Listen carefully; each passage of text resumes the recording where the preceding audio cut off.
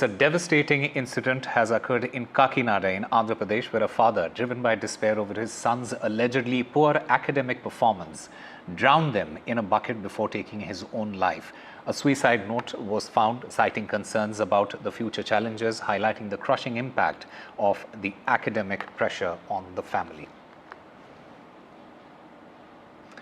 And my colleague Uma Sudhir joins us to get us more on this. Uma, this is really a heartbreaking tragedy.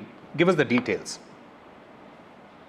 It's extremely bizarre what has happened, and once again highlights that just being parents doesn't qualify them to be as mature adults, because in this particular case the children are so young, 10 years and 7 years old, and what the father seems to have been depressed about is their academic performance and his feeling, or rather his fears that they are not going to be able to cope with the future ahead. And he's done something so shocking that he has actually murdered his two sons and then hanged himself to death.